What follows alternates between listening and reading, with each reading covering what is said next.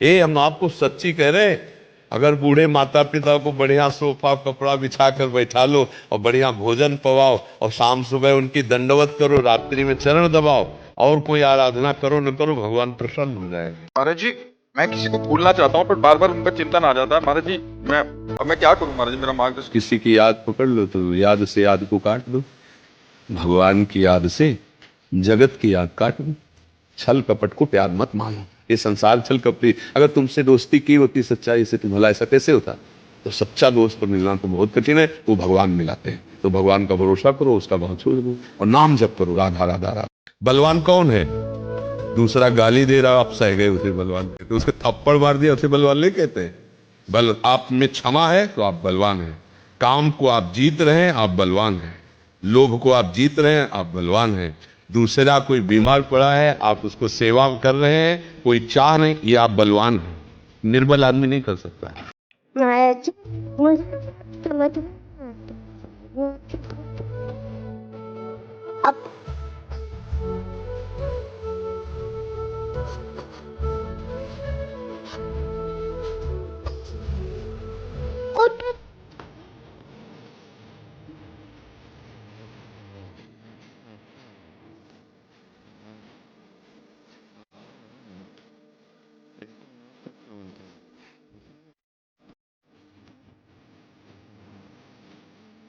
चार पांच महीने से आपसे ऐसा इश्क और लगाव हो गया कि मैं अपने आप को रोक नहीं पाता। इसे छुपा के रखो। दो दिलों का प्रेम यदि मुख पे आ जाए तो बाहर निकल जाने पर वो हल्का हो जाता है। इसको छुपा के रखो तो अंदर ही अंदर वो बढ़ता रहेगा। जितना प्रेम मैं आपसे करता हूँ, क्या आप भी उतना ही मेरे से करते हैं? शायद आपसे ज्यादा, क्योंकि आपकी दृष्टि में शरीर है और हमारी दृष्टि में आप मेरे भगवान हैं।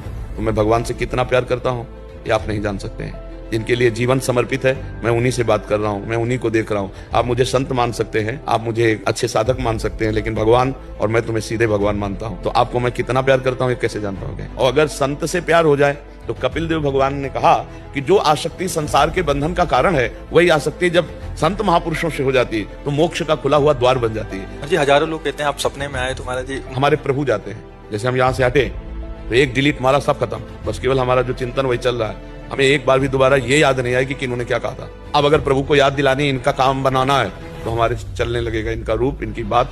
और उस समय जब भगवत चिंतन करते हुए चलेगा, इनको अपने आप पहुंच जाएगा। जो यहाँ से पहुंचना है वो पहुंचे। अब ये वहां तन्मय होकर रोने लगेंगे, कब मिलूं बाबा से, कैसे मिलूं। हाँ, तो ये वो अपने आप, ये भगवान का खेल है, ये हम आंतरिक बात कहते हैं। भगवान इस पूजा आरती पूजा इससे ज्यादा प्रसन्न नहीं होते, अपने कर्तव्य से प्रसन्न होते हैं।